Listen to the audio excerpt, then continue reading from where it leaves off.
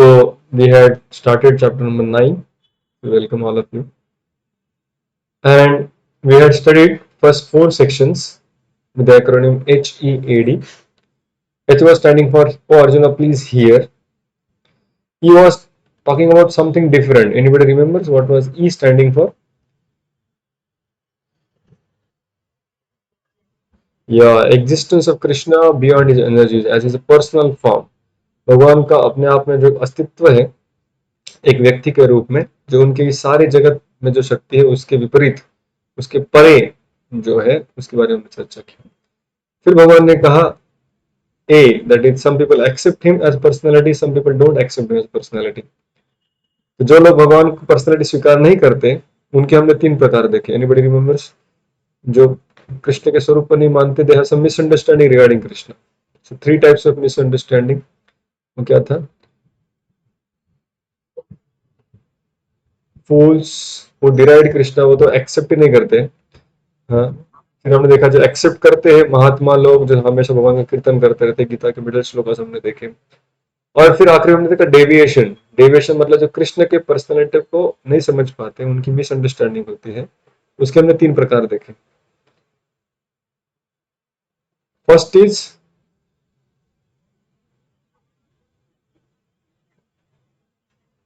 या everything and everyone is God. There are some people, ऐसे भी कुछ लोग हैं जो अपने आप की पूजा करते हैं, जिनको अहंग्रोपासना भी कहा जाता है। अहम यानी मैं खुद, तो अपनी ही सबसे पहले पूजा करना चाहते हो, तो ये समझ कर कि मैं भी भगवान हूँ, तुम भी भगवान हो, एकत्व है ना। सेकेंड इज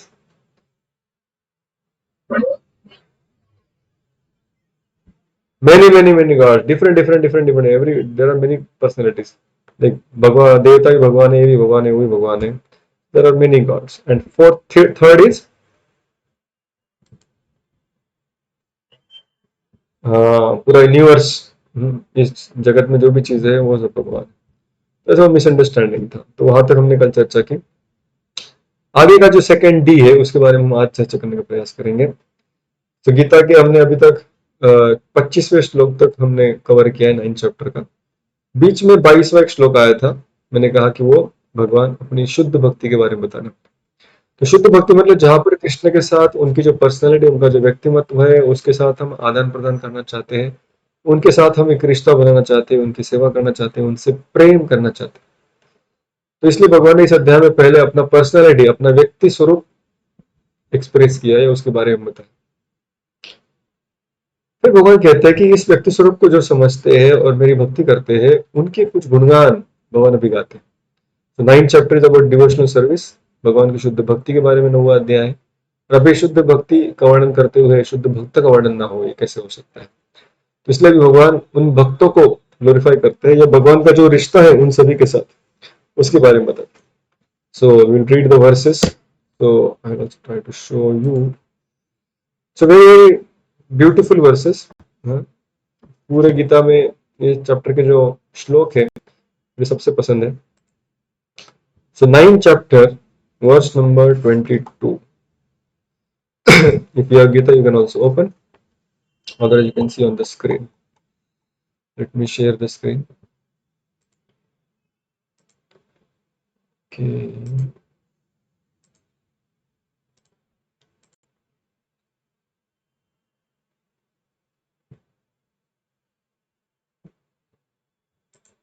ओके, आप लोग को दिख रहा है श्लोक? ओके, तो श्लोक इस प्रकार से मेरे पीछे बोल सकते हैं आप। अनन्याश्चिन्तयन्तो माम् ये जना पर्युपासते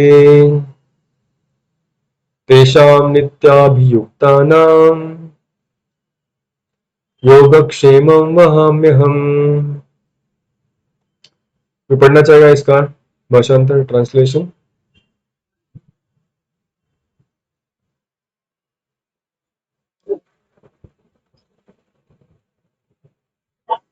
हाँ।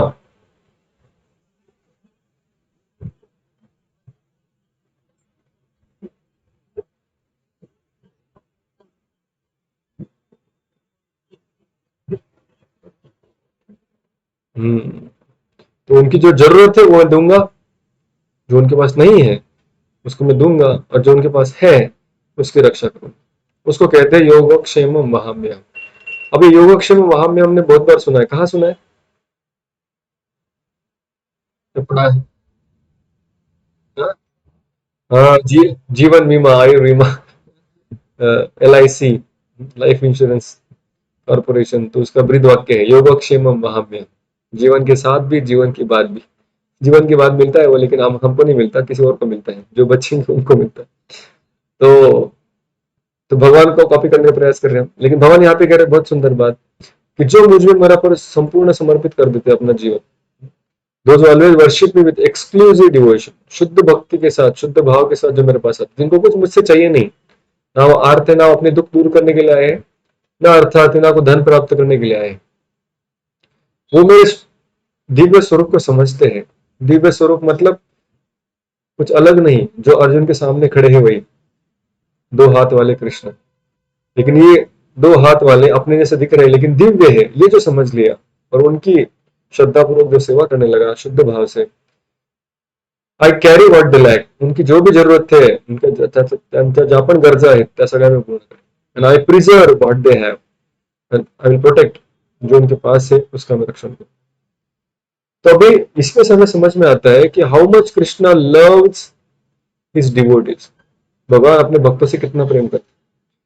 कभी हमें लगता है भक्ति मतलब हमें बहुत कुछ करना है यार, बहुत मुश्किल है, बहुत सारा चीज करना पड़ेगा, हमें बहुत मेहनत करनी है। लेकिन भगवान कह रहे कि मैं भी बहुत मेहनत करने के लिए तैयार हूँ, अगर आप थोड़ा मेहनत करने के लिए तैयार हैं तो हमें भगवान के लिए कुछ छोड़ना भी नहीं है। भगवान सिर्फ बोल रहे शुद्ध भाव से मेरे दिव्य स्वरूप को जो समझ सकता है और मेरी पूजा करता है, बस। मतलब अंडरस्टैंडिंग क्लियर होना चाहिए कि कृष्ण एक व्यक्ति है, और कृष्ण के पास जाने की जो मोटिवेशन है, इंटेंशन है, वो शुद्ध होनी चाहिए, बस। कृष्ण सब सब कुछ अपना न्यौछावर करने के लिए तैयार है। अब इसके लिए मुझे स्टोरी याद आ रहा है, योगक्षेम महाम्यम। एक बार एक अर्जुनाचार्य नाम के एक संत थे दक्षिण भारत में, और वो इस श्लोक का भाषांतर कर रहे थे, और इस श्लोक को समझने का प्रयास कर रहे टीका लिखने के लिए। तो इसमें उन्होंने पढ़ा, तेषाम नित्याभियुक्ता नाम योगक्षेम वहामि अहम। वहामि अहम मतलब मैं खुद उनका उदर निर्वाह चलाता हूं। तो जब ये वैष्णव आचार्य ने पढ़ा श्लोक, तो उनको लगा कि इसमें थोड़ा स्पेलिंग मिस्टेक हो गया है, वहां में हम नहीं होना चाहिए, क्योंकि वहां में हम मतलब मैं करता हूं, करता एक वचनीय है, स्वपद है, पर उन्होंने विचार किया कि नहीं, ऐसा नहीं होगा। भगवान को शायद ऐसे कहना है कि उनका योगक्षेम में चला लूंगा, किसी और के द्वारा करूंगा, लेकिन आई विल टेक केयर भाई समबड़ी। तो ऐसा वो सोच रहे थे, और इसलिए उन्होंने जो हामी अहम शब्द था उसको अपने कलम से काट दिया। काटने के बाद उनको भूख लग गई, और विचार कर रहे थे, अपनी पत्नी को पूछा, अरे कुछ खाने को बनाया है? बोले कि घर में कुछ नहीं है, पहले भिक्षा तो मांग के आओ। तो कुछ भिक्षा में लाओगे तब तो मैं कुछ बनाऊंगी, फिर आपको खिलाऊंगी। अर्जुनाचार्य ने कहा ठीक है, अभी मैं गया थोड़ा भिक्षा मांग के आता हूँ। तो अर्जुनाचार्य चले गए भिक्षा मांगने के लिए। तो भिक्षा मांगते मांगते बहुत सारे घरों में गए, लेकिन वहां पर उनको कुछ प्राप्त नहीं हुआ आज के दिन। तो जब कुछ भी प्राप्त नहीं हुआ, तो अर्जुनाचार्य सोच रहे थे कि ये क्या बात हुई। रोज मैं जाता हूँ भिक्षा मांगने के लिए, कुछ ना कुछ मिल ही जाता है, लेकिन आज मुझे कुछ भी नहीं मिल रहा है। तो ये बहुत परेशान हो गए, घूम रहे थे। वहां पर उनकी पत्नी घर पर परेशान थी, क्या हो रहा है। तो अचानक दो छोटे छोटे बालक उनके घर में आ गए, एक सांवला था, एक बहुत गोरा था। सांवले ने पीले रंग की धोती पहनी थी, जो गोरा था उसने नीले रंग की धोती पहनी थी। और वो बहुत परेशान थे, बहुत पीड़ित थे, रो रहे थे। उनके पीठ पर बड़ी बड़ी बोरियां थी। वो बोरियां लेते हुए अर्जुनाचार्य की पत्नी के पास है, बोले माता जी ये ले लो और अभी हमें जाने दो। तो जब अर्जुनाचार्य की पत्नी ने उनको देखा कि इतने छोटे बालक ही इतना मेहनत करके आए हैं, और क्या लाए हैं देखा, तो बहुत सारा अनाज लेकर आए थे। मैंने कहा कि अरे आप कहाँ जा रहे हो, आप रुको, आप थोड़ा कुछ खाओ, कोई पानी तो पियो। बोले नहीं नहीं नहीं नहीं, हम यहाँ पे नहीं रुक सकते, तो अर्जुनाचार्य आएंगे ना, मारेंगे हमें। हमारे देखो पीठ पे उन्होंने कितने घाव किए। तो जैसे सांवले बच्चे ने अपना पीठ खोला, तो उसके बहुत बड़ी निशान थी, मानो किसी ने चाबुक से, छड़ी से उनको मारा, उनके पीठ पे एक कट उनको दिख रहा था। तो बोले कि अरे लेकिन आपको इतना मारा उन्होंने, ऐसे क्यों किया? बोले वो सब हम नहीं जानते, हम जा रहे। और वो बच्चे चले गए। तो बच्चे चले गए तो ये भी बहुत परेशान हो गई, बहुत बड़ी गुस्सा हो गई कि ये क्या है, मेरे पिता ने ऐसे, मेरे पति ने ऐसे क्यों किया, क्योंकि उन्हें खाना वाना बनाया और वो खाने के लिए बैठ गए टेंशन में। अर्जुनाचार्य वहां से आए, उन्होंने देखा कि अरे मैं तो कुछ लाया नहीं, इसने खाना बना भी लिया और मेरे पहले खा रही है। उन्होंने पूछा कि तुम ऐसे कैसे कर सकती हो। उनको कहना था कि तुम पतिव्रता नारी हो, पति के पहले कैसे खा सकती हो, क्यों तुमने ऐसा किया। वो पूछने लगे, उनकी पत्नी उनको पूछने लगी कि आपने ऐसे क्यों किया, आपने ऐसा नहीं करना चाहिए था। अर्जुनाचार्य कहते मेरी क्या गलती है, तो गलती तो तुम्हारी है कि तुम पति के पहले खा रही हो। पत्नी ने कहा कि गलती आपकी है कि इतने सुहाने बच्चे थे, इतने मनोहर बच्चे थे और उनको आपने मारा पीटा और उनके पास इतना अनाज भेजा। किसी और लेबर को बताते, कोई आदमी को बताते। अर्जुनाचार्य कहते दो बच्चे, अनाज मैंने कब दिया था। तब वो समझ गए, उन्होंने कहा कि वो बच्चे का वर्णन तो करो। जब उसने वर्णन किया तो अर्जुनाचार्य समझे कि वो वही भगवान है जिनके अक्षरों को मैंने काटा था, जिनके शब्दों को मैंने काट दिया था, उससे उनको तकलीफ हुई, जिसका घाव वो अपने पीठ पे दिखाए थे। उन्होंने कहा कि ये जो भगवान है, जो समर्पित व्यक्ति है, योगक्षेम महाभियान, वो उनका जीवन चलाते हैं। जो कम है उसको देते हैं, जो चाहिए उसको प्रदान करते हैं। इसका मतलब ये नहीं है कि हम भगवान के पास जाए कि भाई हमारा राशन भर दे, हाँ, या हमारी जरूरतें पूरी कर दे। नहीं, क्योंकि कंडीशन अप्लाई पहले लाइन में है। भगवान ने कहा कि जो शुद्ध भाव से मेरे पास आता है, हम भगवान के पास जाएंगे उनकी सेवा करने के लिए। वो भाव अगर शुद्ध हो तो कृष्ण कहते हैं कि मैं आपकी सेवा में लग जाऊंगा, आप तो मेरी सेवा कर रहे हैं लेकिन मैं आपकी सेवा में लग जाऊंगा। तो ये इस श्लोक का महत्व है। Krishna so how personal I am, मैं कितना पर्सनल हूँ और हर व्यक्ति के साथ आदान प्रदान करने के लिए तैयार। Now we come to श्लोक नंबर 26, 26वें श्लोक में आते हैं। वो श्लोक आप सभी को याद होगा, खास करके जो लोग थोड़ा बहुत भी गीता पढ़े उनको श्लोक मालूम होगा। तो श्लोक इस प्रकार से है, आपको दिखाना चाहूंगा मैं इसमें।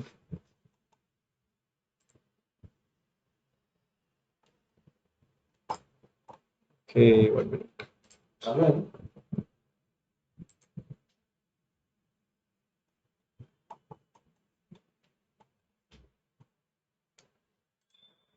ओके, तो शेयर।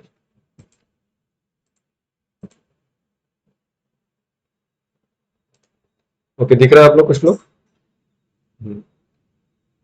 पत्रम पुष्पम फलम तोयम यो मे भक्त्या प्रयश्चति तदहम भक्त्या उपहृतम अश्नामि प्रयतात्मनः। Yes, translation please read.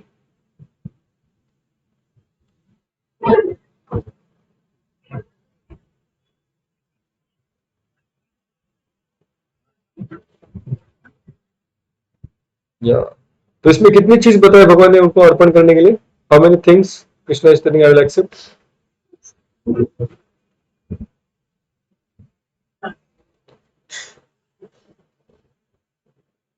4, बराबर? 4 नहीं है, ज्यादा है।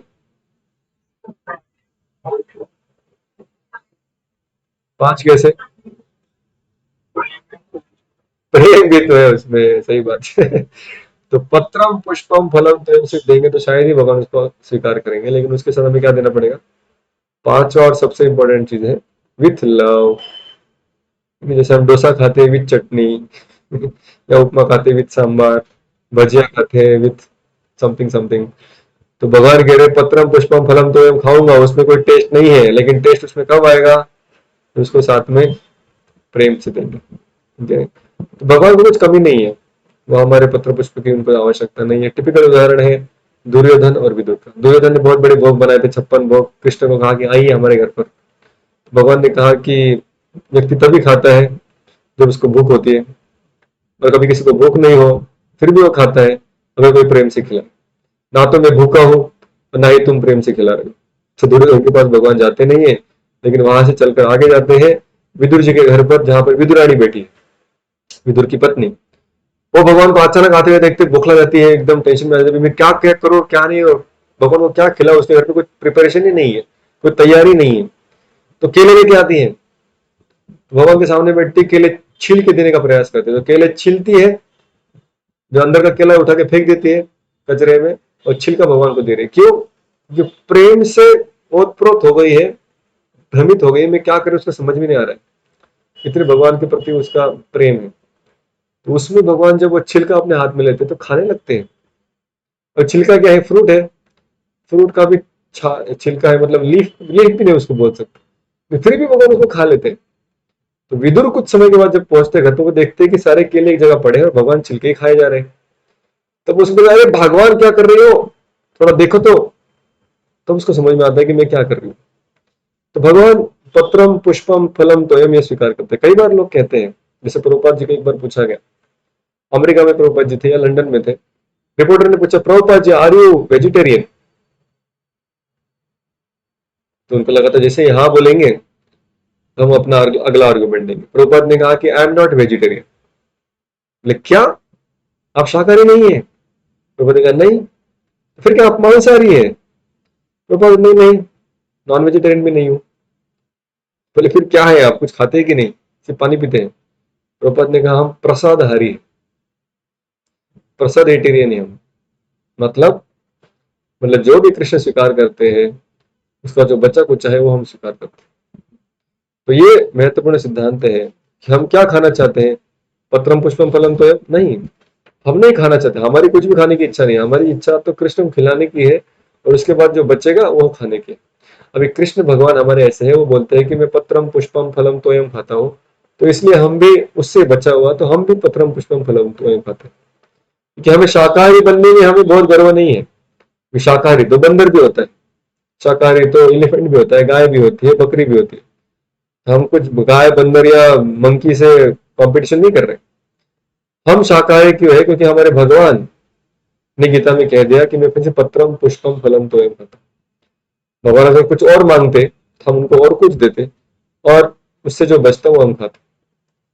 अभी यहाँ पर हम देखेंगे पत्रम यानी एक पत्ता, पत्राणी भी नहीं कह रहे, संस्कृत में पत्राणी कहेंगे तो बहुत सारे पत्ते। पत्रम बोले एक पत्ता, पुष्पम एक फूल, फलम एक फल, तोयम थोड़ा सा जल, ये मुझे आप अर्पण करोगे तो फिर मैं उसको प्रेम से अगर दोगे तो मैं स्वीकार करूंगा। अश्नामी प्रयतात्मन, सब कुछ भगवान खा लेते। तो क्या पत्ते भगवान खाते हैं? जरूर खाते हैं। रुखो शाक का विदुर घर खाए। क्या भगवान फूल खाते हैं? आप कहेंगे फूल गोभी खाते हैं फूल गोभी तो खाते ही है, लेकिन फूल भी भगवान खाते हैं। जैसे भगवान जब वृंदावन में थे अपने ग्वाल बालों के साथ खेलते थे, तो ग्वाल बाल उनके साथ मस्ती करने के लिए उनको कहते कृष्ण आंख बंद करो, अभी हम आपको लड्डू खिलाते हैं। और कृष्ण आंख बंद करते थे तो उनको ग्वाल बाल बाजू वाले झाड़ का फूल तोड़ के उनको मुंह में डालते थे और कृष्ण खा लेते थे। सारे बच्चे हंसते रखते थे, अरे अरे देखो इनको क्या खिला, क्योंकि प्रेम से दिया है। तो भगवान वो पुष्प को भी खा लेते। फ्रूट जरूर भगवान लेते हैं, थोड़ा सा जल भी भगवान स्वीकार करते हैं। तो एक फल, एक पुष्प, एक फूल की क्या कीमत है? थोड़े से पानी की क्या कीमत है? कोई कीमत नहीं, कोई भी व्यक्ति दे सकता है। सो कृष्णाज भक्ति और worship is very very simple. Krishna ने बहुत सिंप्लीफाई कर दिया प्रोसेस। मतलब प्रेम है ना, तो ये सारी चीजें मैं उनसे स्वीकार करूंगा। तो ये सारी सत्वगुणी चीजें हैं, और साथ में जब प्रेम होगा, दिव्य प्रेम, तो वो भगवान स्वीकार करने के लिए तैयार है। तो Krishna consciousness is very simple process, just internal setting is required. प्रेम से अर्पण करना है जी। आगे जाते हैं, और एक गीता का फेमस श्लोक, यत् करोषि यदश्नासि यज्जुहोषि ददासि यत् यत्तपस्यसि कौन्तेय तत्कुरुष्व मदर्पणम। इसमें भगवान कह रहे हैं कि जो भी कार्य तुम करना चाहते हो, whatever you do, whatever you eat, whatever you offer or give away, and whatever austerity you perform, do that, O son of Kunti, as an offering to। अभी पहले भगवान ने कहा कि प्रेम से मुझे दो। कोई प्रेम में थोड़ा मुश्किल है, अभी तक तो उत्पन्न नहीं हुआ आपके प्रति प्रेम, इसे करे कोई बात नहीं, और स्टेप डाउन, एक स्टेप नीचे वाला फॉर्मूला कृष्ण दे रहे हैं। ठीक है, जो भी कर रहे हो, जो भी खा रहे हो, जो भी तुम्हारी इच्छा से काम कर रहे हो, मुझे अर्पण करके करो। Give me some place in your life. आप अभी कितने भी अलग अलग चीजों को, गलत चीजों को भी एडिक्टेड क्यों ना हो, कृष्ण को साथ में स्वीकार करो। जैसे मान लीजिए अगर कोई व्यक्ति है नॉनवेज खाता है, हो सकता है, लेकिन इसको गीता भी पढ़ने का इच्छा है और साथ साथ नाम जप करने की भी इच्छा है, अगर वो आपको पूछे कि प्रभु जी क्या मैं नाम जप कर सकता हूँ, मैं नॉनवेज भी खाता हूँ लेकिन नाम जप भी करना चाहता हूँ, क्या आप उसको परमिशन देंगे या नहीं देंगे?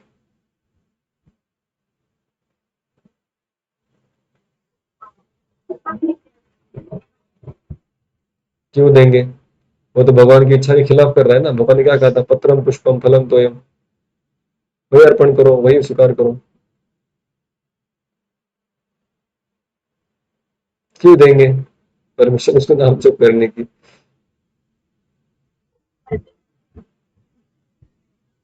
हम्म। तो करते करते शुद्धिकरण होगा। जैसे शायद पिछले क्लास में किसी ने पूछा था, नाम जप क्या हम ऑफिस में कर सकते हैं, यहाँ वहाँ कर सकते हैं, सब तरफ कर सकते हैं। तो हमारी परिस्थिति कैसी भी हो, ओम अपवित्रो पवित्रो व सर्वावस्था मतोपियो यस स्मरेत पुंडरीकाक्षम स बाह्य अभ्यंतर शुचि। हर कोई व्यक्ति शुद्ध हो सकता है अगर वो भगवान को स्थान दे दे अपने जीवन में। तो व्यक्ति कोई सुधरा हुआ होता नहीं, दूध धुला तो कोई होता नहीं है। भगवान के पास आते हैं, भगवान को अपने जीवन में स्वीकार कर लेते हैं, धीरे धीरे धीरे धीरे परिवर्तन जरूर होगा। तो कृष्ण शुद्धिकरण के साधन है। तो यद करोषि whatever you are doing. तो कोई कहेगा देखो कृष्ण ने गीता में कहा है, जो भी करो मुझे अर्पण करो, जो भी खाओ मुझे अर्पण करो। तो क्यों आप लोग नॉनवेज छोड़ने के लिए बोल रहे हो? क्यों आप लोग जप करने के लिए कह रहे हो? यद, इसमें तो भगवान यद करोषि जो भी तुम करना चाहते हो, यद अश्नासी जो भी तुम खाते हो, यद जुहोसी जो भी यज्ञ इत्यादि करते हो, यद तपस्वी जो भी प्रयास कर रहे हो, तपस्या कर रहे हो, करते रहो, मुझे अर्पण करो बस। लेकिन ये क्या है, ये कृष्ण ने, इसके पहले जो श्लोक है वो पढ़ना जरूरी है। कभी कभी गीता में व्यक्ति कोई भी श्लोक पकड़ लेता है और कहता है कि देखो ये गीता का आखिरी इंस्ट्रक्शन है। नहीं, गीता एक डायलॉग है, दो व्यक्ति बात कर रहे हैं, तो आगे और पीछे क्या कहा वो भी सुनना जरूरी है। ठीक है, जैसे दो लोग बात कर रहे हैं, आपको किसी ने कहा, मम्मी ने कहा कि जाओ दुकान में, अबे तो जाते हैं लोग दुकान में, ऑनलाइन जाते हैं, या फिर जाओ दुकान में, ऑनलाइन जाओ ऑफलाइन जाओ, और आधा किलो शक्कर लेके आओ। जब तक आप तैयार हो रहे हैं चप्पल पहनने, मम्मी ने कहा कि रुको रुको रुको, एक काम करना, 5 किलो शक्कर लाना, 5 किलो शेंगदाना भी लेकर। जब तक आप अपने शूज ठीक से पहन के घर से निकल ही रहे हैं, मम्मी ने कहा रुक जाओ, एक काम करो, 5 किलो शक्कर लाना, 5 किलो शेंगदाना भी लाना, और थोड़ा साबुदाना भी लेकर। अभी आपको 3 इंस्ट्रक्शन मिली, 2 मिनट में 3 इंस्ट्रक्शन मिल गई, उसमें से आप कौन सा फॉलो करोगे? तीनों? तो पहला पहला तो आधा किलो था ना, तो वो नहीं बैठेगा इसमें। तो तीनों नहीं करेंगे, जो लास्ट में हमको कहा वो कहेंगे। ठीक है नहीं? तो वैसे अभी आपका और अपने मदर का कन्वर्सेशन चल रहा है, अभी उसमें से अगर कोई वो कन्वर्सेशन को लिख देगा और उसमें से बोलेगा नहीं वो फर्स्ट वाला ना वो अच्छा, उसमें देखो आधा किलो था वो ज्यादा है, उसको हमें जीवन में पालन करना चाहिए, तो वो बात कुछ हजम नहीं हुई। तो कृष्ण और अर्जुन संवाद कर रहे हैं, तो संवाद में बातें कौन सी पहले कौन सी बाद में, क्या चल क्या रहा है, वो हमें देखना पड़ेगा। तो भगवान ने पहले तो कहा कि शुद्ध भक्ति करो, मेरे इच्छा के लिए कार्य करो। अभी बीच में कह दिया कि ठीक है जो भी कर रहे हो करो लेकिन मुझे स्वीकार करो। लेकिन अभी संवाद खत्म नहीं हुआ है, ये गीता का आखिरी श्लोक नहीं है, गीता और आगे जाएगी। तो भगवान इसमें इसमें एक स्टेप डाउन आ रहे हैं ताकि कोई डिस्करेज ना हो। ये हमें कैसे पता चलता है, अगर हम इसका आगे का श्लोक देखेंगे तो इसमें भगवान कहते हैं, जैसे भगवान ने अर्जुन को दूसरे अध्याय में कहा था कि शुभ अशुभ जो फल है उसको छोड़ दो, संन्यास योगात्मा विमुक्त माम उपेक्षसी, in this way you will free from freedom bondage of work. तो पहले कहा था कि जो भक्ति करेगा उसका पूरा में योगक्षेम महाम्य हम। अभी कह रहे हैं यद करोषि यदस्नासी करोगे ना, तो फिर मैं तुम्हें इस दुनिया के जो शुभ अशुभ फल है उससे बचा लूंगा। मतलब क्या हो गया, रिजल्ट थोड़ा छोटा हो गया ना। तो भगवान अभी रास्ता दिए लेकिन उसका फल भी छोटा ही दिए। ये नहीं कह रहे कि फिर मैं तुमको पूरी तरह से बचा लूंगा, नहीं, बोले तुम्हारा थोड़ा शुभ अशुभ जो फल है थोड़े कम हो जाएंगे और उसमें तुम अटकेगा, लेकिन तुम मुझे प्राप्त करोगे कि नहीं इसका कोई गारंटी नहीं है। तो कृष्ण इज ऑल अकोमोडेटिंग, तो सभी को स्थान है कृष्ण भावना में, सभी कृष्ण के पास आ सकते हैं। अभी माय फेवरेट वर्स ये और इसके आगे वाला, very very very very lovingly Krishna is speaking this verse. So please say behind me, Samoham sarvabhuteshu न मे द्वेषोऽस्ति न प्रियः ये भजन्ति तु मां भक्त्या मयि ते तेषु चाप्यहम्। Okay, please read translation.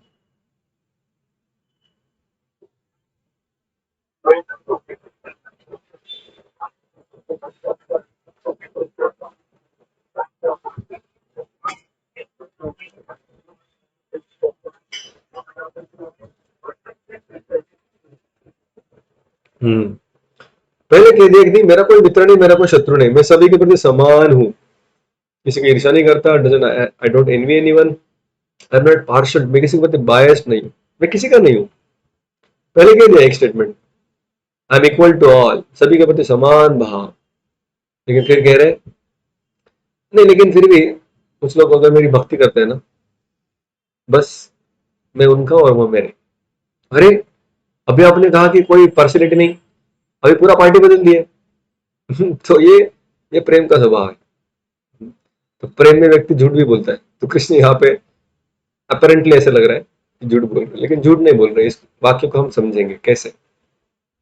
साधारणतः इस दुनिया में मान लीजिए कोई जज है, हम्म, कोई जज जब ऑफिस में जाता है, यानी कोर्ट में, तो कोर्ट में जब जाता है तब कई सारे लोग उनके पास आते हैं, किसी ने अच्छे काम किए हैं, किसी ने बुरे काम किए हैं। तो अगर किसी ने अच्छा काम किया, किसी चोर को पकड़ा कर दिया, या किसी डकैती वाले को पकड़ा है, या किसी की जान बचाई, तो कोर्ट उसको क्या देगा? इनाम देगा, सम्मान देगा। कि जीत गया तो उसको उसका कुछ जुर्माना उसको मिलेगा। कोई व्यक्ति जिसने बहुत मर्डर किया है, जिसने चोरी की थी, जिसने लोगों को तकलीफ दिया है, तो जज उसको क्या देगा? दंड देगा, पनिशमेंट देगा। किसी को हैंगिंग मिलेगा, फांसी की सजा, किसी को नजर कैद मिलेगी, किसी को उम्र कैद मिलेगी, किसी को 10 दिन की जेल मिलेगी, किसी को बहुत बड़ा फाइन भरना पड़ेगा। अभी जज किसी के प्रति अच्छा बर्ताव कर रहा है, किसी के प्रति बुरा बर्ताव कर रहा है, तो जज पार्शल है कि नहीं? जज के मन में समभाव है या नहीं?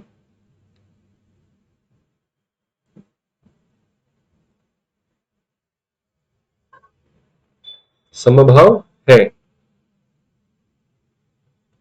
ओके। तो क्यों अभी हम देख रहे हैं कि अलग अलग लोगों के प्रति अलग अलग व्यवहार कर रहा है, लेकिन फिर भी हम कह रहे हैं कि समभाव है। क्यों?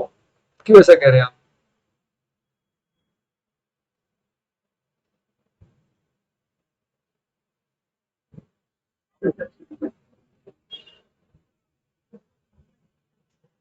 सो जज इज नॉट पार्शल, जज इज रेसिप्रोकल। रेसिप्रोकल मोड मतलब बस हम रेसिप्रोकेट कर रहे हैं, जैसा आपने काम किया वैसा दंड दे रहे हैं। अभी आप अच्छा काम करते हैं तो आपको अच्छा इनाम मिलता है, आप बुरा काम करेंगे तो बुरा असर मिलेगा। तो जज का आपके प्रति कोई पुराना हिसाब किताब नहीं निकल रहा है। तो ना वो किसी की ईर्ष्या करता है, ना वो किसी से प्रेम करता है, सभी के प्रति समभाव है। तो वो हो गए जज। उसी तरह इस दुनिया में जो भगवान का एक स्वरूप है, जिसको कहते हैं परमात्मा, जैसे मैंने हमने चर्चा की थी, जो सबके हृदय में रहते हैं, जो साक्षी है। साक्षी मतलब हमारे क्लास में भी एक साक्षी, वो साक्षी नहीं। तो साक्षी मतलब वो सभी को विटनेस कर रहे हैं, जो भी हम कार्य कर रहे हैं वो देख रहे हैं। हम जो सोच रहे हैं समझ रहे हैं, वो जो कर रहे हैं वो भी देख रहे हैं। सब कुछ उन्हें मालूम है, हमने क्या अच्छा किया, क्या बुरा किया, उसके अनुसार सिर्फ इस जीवन में नहीं, उसके पहले जीवन का भी जानते हैं। तो सारा लेखा जोखा, सारा कर्म का हिसाब उनके पास है। तो जैसे हमने देखा था, तीन करता है कोई भी कार्य करने के लिए, there are three doers. Anybody remembers those three? Sir, हमने एक ट्रायंगल बनाया था, जिसे हमने देखा था कि तीन लोग जरूरी है कोई भी कार्य संपन्न करने के लिए। Three doers of any action.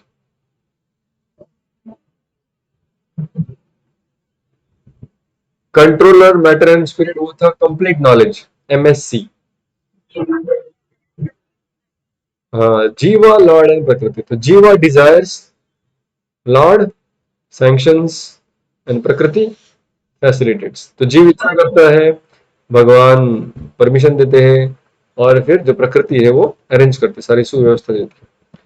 तो उसमें जो भगवान जो परमिशन देते, वो परमिशन देते कैसे? क्या परमिशन देते? सबको पूरी परमिशन देते? नहीं, उनके पास पूरा रिकॉर्ड है। बोले इसने क्या क्या किया अभी तक, इसने तो बहुत चोरी किया है, बहुत झूठ बोलता है, ये किया है, वो किया है। अभी इच्छा कर रहा है कि मैं बहुत बड़ा बनूं, मुझे कोई दुख ना दे, मैं बहुत खुशी से रहूं। इच्छा इसकी बहुत सारी है, लेकिन इतनी सैंक्शन नहीं हो सकती, क्योंकि उसका इतने पास अच्छा कर्म नहीं है। So seeing our record, Krishna sanctions some part, Krishna doesn't sanction some part. तो क्या कृष्ण पार्शल है? बोले यार इसकी इच्छा पूरी कर दी, इसकी इच्छा नहीं की, नहीं, तुमने जैसी करनी वैसी भरनी। तो जज की तरह काम कर रहे परमात्मा इस दुनिया, हर व्यक्ति के प्रति। अभी मान लीजिए उसी कोर्ट में कोई व्यक्ति पकड़ के लेके आए, बोले सर ये व्यक्ति है, इसने, हम खेल रहे थे, हमारे बैग बाजू में रखे थे, वो उसमें से पैसे चुराए ग्राउंड के ऊपर। और ये व्यक्ति को सुधारना आवश्यक है, इसलिए इसको दंड देना आवश्यक है। हम चाहते कि ये सुधरे, इसलिए इसको दंड दो। जैसे जज ऊपर देखता है तो देखता है कि उसका ही पोता है, उसका ग्रैंडसन है, जिसको वहां पर पकड़ के लेके आए। अभी जज क्या करेगा? अभी जज कहेगा आपकी इच्छा क्या है, ये सुधरे ना, इतनी इच्छा है ना आपकी? बोले हाँ बस ये सुधर जाए। बोले इसको मेरे हवाले कर दो, मैं इसको सुधार दूंगा, आप चले जाओ, हैव फेथ इन मी, मैं इसको सुधार दूंगा। तो जैसे ही वो अपने व्यक्ति को देखता है, साधारणतः जज ऐसे करता नहीं है, ये किसी उदाहरण के लिए कह रहे हैं। जो अपना व्यक्ति है उसका जिम्मेदारी हम ले लेते हैं, बोलते हैं इसको लॉ के हवाले मत करो, इसको हम देख लेंगे, घर की बात है, घर में रहने दो, हम सुधार देंगे। कई बार ऐसा होता है। तो कृष्ण वैसे ही है। कृष्ण देखते साधारण व्यक्ति जो मेरे पास आए ही नहीं, उनके सिर्फ कर्म के अनुसार मैं उनको शिक्षा देता हूँ, या उनको कुछ उपहार या कुछ बख्शिश देता हूँ। लेकिन जो मेरे लोग हैं, मेरे लोग मतलब जो मेरा नाम ले रहे हैं, मुझे समर्पित है, मेरे लिए कार्य करते हैं, अभी ये भी कभी गलती कर देते हैं, कृष्ण कहते वो मेरे दोस्त हैं, या हमारे पार्टी में आ गए, तो इसका ख्याल मैं रखूंगा। अभी जैसे एक बार, अभी ये कहानी अच्छी है, आपको समझ में आएगा, how Krishna deals with his devotees. भगवान अपने भक्तों के साथ कैसे आदान प्रदान करते हैं। एक बार मैं और मेरा भाई, हम हमारे घर के सामने, हम आबादोबी खेलते थे, मालूम नहीं आप में से कितने लोग खेले हैं। जैसे सॉक्स लेकर, सॉक्स के अंदर बहुत सारा और कपड़ा भरते थे, उसके बीच में थोड़ा सा अच्छा साइज वाला पत्थर भी डालते थे, लेकिन वो पत्थर ऐसा अच्छे से कुशन देके तो ऐसा बॉल बन जाता था वो, ताकि वो दूर दूर फेंक भी सकते हैं, लगता भी था वो, लेकिन ज्यादा भी नहीं लगता था। तो ऐसा बॉल लेकर हम खेल रहे थे, कैच कैच। तो दो घरों के बीच में सकड़ी गली थी, वो अंदर खड़ा था, मैं बाहर खड़ा था, और हम फेंक रहे थे बॉल एक दूसरे की तरफ। और थोड़े समय हम बोर हो गए, फेंकते फेंकते फिर हमने कहा कि स्पीड से फेंकेंगे, तो तेज तेज फेंकने लगे एक दूसरे की तरफ। और बीच में मैंने जब तेज फेंकने का प्रयास किया, मेरे हाथ से बॉल छूटी, और बाद में जो घर था उसके कांच पे लगी, जैसे शीशे पे गिरी, छंग करके शीशा गिर गया। और मैं इतना डर गया, इतना डर गया कि पहली बार किसी की कांच फोड़ी थी। और खास करके वो जो लेडी जिसमें रहती थी, वो इतनी मोटी हट्टी कट्टी लेडी थी कि अभी मैं इमेजिन करने लगा वो आके कितना मारेगी। छोटा ही था मैं तभी। तो इतना मैं कांपने लगा और डर के मारे अभी क्या करूं समझ में आ रहा था। तो जैसी कांच की आवाज सुनी तो मेरी माँ भी बाहर आ गई घर से, मम्मी भी बाहर आ गई। मम्मी ने देखा कि कांच तो इसने तोड़ा है, इसका चेहरा देख के पता चल रहा है कि कांच इसने तोड़ा है। तो वो मोटी औरत भी बाहर आ गई, मम्मी ने भी देखा वो बाहर आ गई है, चिल्ला चिल्ला के बाहर आई, कौन है वो, उधर रुको, आ रही हूं मैं। तो तब तक मेरी माँ जल्दी जल्दी चल के मेरे पास आई, मेरा हाथ पकड़ा, तूने फोड़ा कांच? मैंने कहा हाँ। मेरे दो कान के नीचे लगा दिया। मैं सोचता रहेगा क्या रे, मैं सोचा मम्मी बाहर आई तो बचाएगी मार पड़ने से, ये तो खुद ही मारने लग गई। तब तक फिर वो आंटी बाहर आई, आंटी ने देखा कि ऑलरेडी इसकी माँ इस पे ख्याल रख रही है, मुझे कुछ इसको मारने की या बोलने की आवश्यकता नहीं। मैं ठीक है, इसको थोड़ा ताड़न करो, इसको थोड़ा मारो, इसको थोड़ा समझाओ कैसे ये खेलते हैं, क्या करते हैं। माँ ने कहा ठीक है आई विल टेक केयर, मैं संभालूंगी इसको। तो अभी दो चीजें हैं, अगर मेरी माँ बाहर नहीं आती तो वो औरत भी आके मुझे दो चाटा मारती थी। माँ आई, माँ ने भी दो चाटा मारा। अरे माँ ने जो दो चाटा मारा और जो दूसरी औरत आके दो चाटा मारती थी, क्या दोनों में कोई फर्क नहीं है? और अगर है तो क्या फर्क है?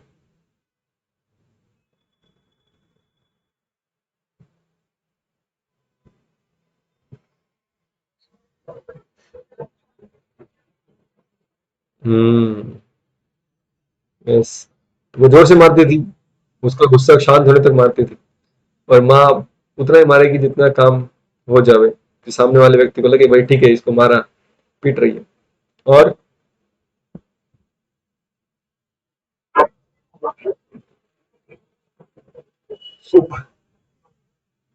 हाँ, बराबर, तो एक बदला ले रही थी, एक समझाने की सबसे मार रही थी। और किसी का कुछ एक्सपीरियंस जिसने माँ के चाटे खाए हो? तो माँ जब, यस, हाँ, तो लेडी को सिर्फ दिखाना था भाई, देखो मारा मैंने इसको। हम्म, तो उसने मारा, मुझे लगा भी, लेकिन वो उतना ही जरूरी था जितना बचाने के लिए। उसी तरह कृष्ण कह रहे हैं कि देखो, इस जगत में ना हर कोई व्यक्ति पीटा जा रहा है, कैसे पीटा जा रहा है? कर्म के सिद्धांत से। कर्म के सिद्धांत जिसकी इंचार्ज माया देवी है, दुर्गा देवी है। बस आप गलती करो, ठाक करके चाटा मिलेगा। आप अच्छा करो, पुरस्कार मिलेगा। अब ये साधारण लोगों के लिए, और ये सारा लॉ भगवान के ही आधिपत्य में चल रहा है। इसलिए कृष्ण कह रहे हैं कि सभी के प्रति मैं समान हूं, कोई अपना अच्छा नहीं बुरा नहीं, भाई जो आया जैसा तुम्हारा हिसाब किताब वैसा तुमको मिलेगा। लेकिन जैसे हम भक्ति करने लगते हैं, क्या होता है फिर भगवान के साथ एक संबंध बनना आरंभ होता है।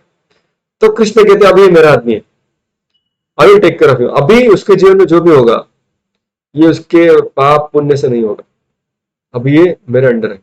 तो कभी कभी कृष्ण अपने भक्त को थोड़ी तकलीफ देते भी है, लेकिन क्यों? सिर्फ दिखाने के लिए देखो इसके कर्म का हिसाब ना मैं कर लूंगा, माया देवी को टच करने की कोई आवश्यकता नहीं है। तो ये भजन तुमाम भक्त्या मई ते तेषु चापि हूं, वो मुझ में है और मैं उनमें हूं। मैं उनको बचाते रहता हूँ और वो हम मुझे मेरा भजन करते रहते हैं। तो कृष्ण कहते हैं मैं उसका भजन भी करता हूँ, उसको बचाता हूँ। बिल्कुल नहीं, लेकिन अगर उसने बहुत गलतियां की हो तो, बड़ा दुराचारी हो तो। अगला श्लोक कृष्ण कहते हैं, इससे भी सुंदर श्लोक है वो, श्लोक क्रमांक 30। अभी मैं खोलूंगा नहीं क्योंकि टाइम जाएगा। अपि चेत्सु दुराचारो भजते माम अनन्य भाग साधुरेव समन्तव्य सम्यक व्यवसितो ही सह। किसी के पास गीता है तो पढ़ सकते हैं इसका भाषांतर, श्लोक क्रमांक 30।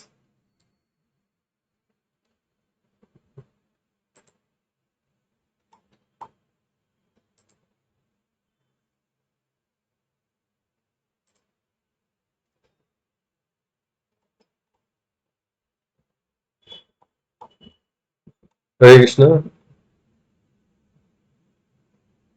या कोई पढ़ना चाहेगा? मेरी आवाज आ रही है?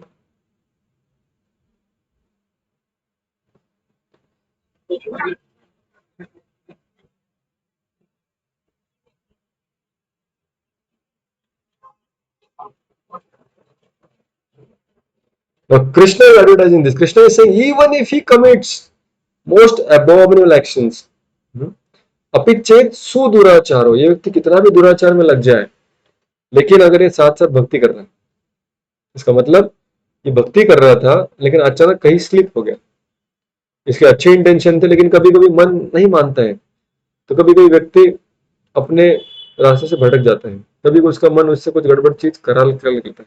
लेकिन जब वो चीज हो जाती है उससे तो वो पश्चाताप करता है, अरे कृष्ण मैंने क्या कर दिया, और फिर पश्चाताप करता है, पुनः न करने की प्रतिज्ञा लेता है, फिर अपनी भक्ति में वापस लग जाता है। तो उसने बहुत प्लान करके कुछ गड़बड़ कार्य नहीं किया था, एक्सीडेंटली कुछ मिस्टेक उससे हो गया, but normally he is a devote. Normal उसके कार्यकलाप में वो भक्ति के कार्यकलाप कर रहा था। कृष्ण कहते हैं ऐसे व्यक्ति गलती को गलती नहीं समझना चाहिए, you should be considered saintly. साधु रेव स मंतव्य, उसको साधु ही समझना चाहिए, उसको गलत असाधु या दुराचारी व्यक्ति नहीं समझना। तो कृष्ण कहते हैं अगर वो मेरा है, उसने गड़बड़ भी कार्य कर दिया तो भी उसको कोई टेंशन नहीं, आई कंसिडर हिम सेंटली, मैं उसे साधु ही समझता हूँ। तो ये कृष्ण का अपने भक्तों के प्रति प्रेम। इस तरह से कृष्ण अपने भक्तों के बारे में कहते हैं। कोई कहेगा कि ठीक है भाई, आप इसको क्यों साधु समझते हैं, अभी तो वो दुराचारी है, गलत कार्य कर रहा है। कृष्ण कहते हैं अभी गलत कार्य कर रहा है, कोई बात नहीं। क्षिप्रम भवति धर्मात्मा शाश्वत शांति निगच्छति कौन्तेय प्रतिजानीहि न मे भक्त प्रणश्यति। Very nice shloka, please read translation quickly.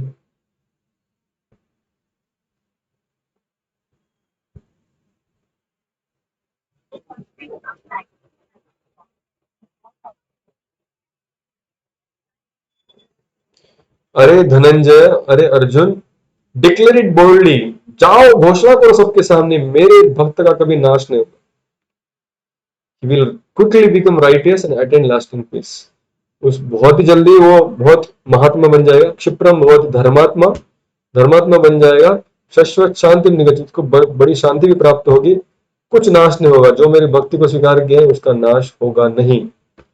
तो कृष्ण यहाँ पर बाकी किसी योगियों के बारे में इतने श्लोक और इतना गुणगान और इतना रिस्पॉन्सिबिलिटी लेते नहीं जितना भक्ति योगी के लिए लेते।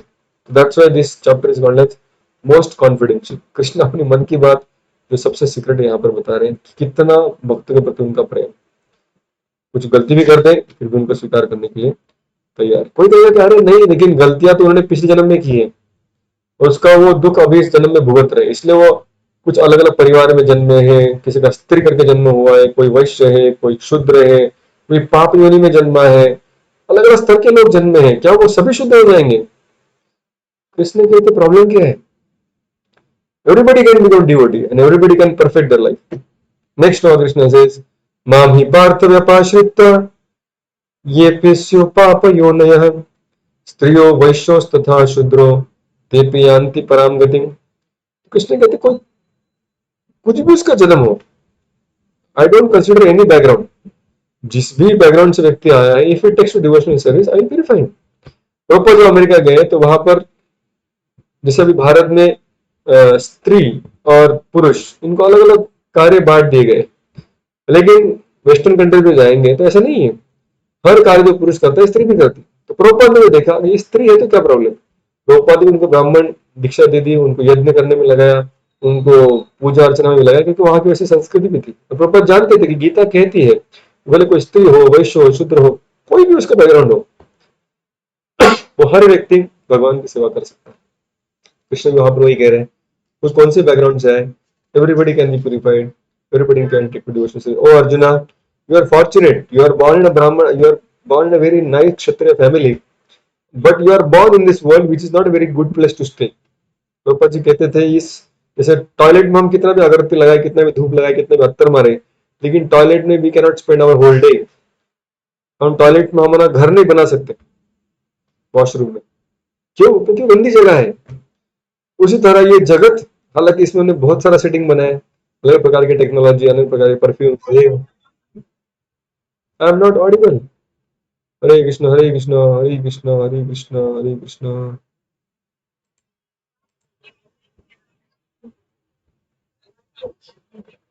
चली जाती है। अभी तो मैं वेस्ट में बैठा हूँ भाई, अभी अगर इधर आवाज नहीं आएगी तो फिर किसी टावर पे जाके बैठना पड़ेगा। ओके, हरे कृष्ण हरे कृष्ण। आ रही है आवाज? थोड़ी बहुत आ रही है। लगता है 8:30 बज गई इसलिए आवाज नहीं आ रही। Okay, so Krishna is telling arjuna कि भाई ठीक है, तुम अच्छे परिवार में जन्मे हो, तुम्हारा जन्म अच्छा है, लेकिन अभी इस दुनिया में आए हो तो बहुत दुख भुगतने पड़ेंगे। बेहतर यह होगा कि भक्ति करो और भगवत धाम चले जाओ। अनित्यम असुखम लोकम इमं प्राप्य भजस्व मां। निकल जाओ यहाँ से। ठीक है, मैं भक्ति करना चाहता हूँ, इतना भी भक्ति का गुणगान किया, भक्तों का गुणगान किया, कोई पूछेगा भाई करना क्या है वो तो बताओ भक्ति में। तो so Krishna comes to one shloka with such a wonderful shloka that this shloka is repeated 2 times in Gita। एक श्लोक भगवान ने गीता में 2 बार बोला है। वो श्लोक है गीता का 9वें अध्याय का 34th verse. Let's read that, that is the last verse for today.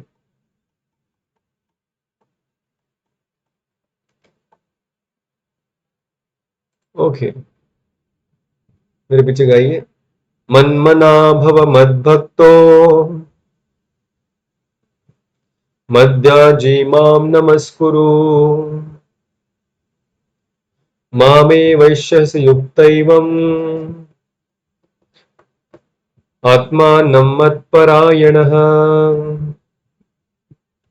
Okay, please read the translation.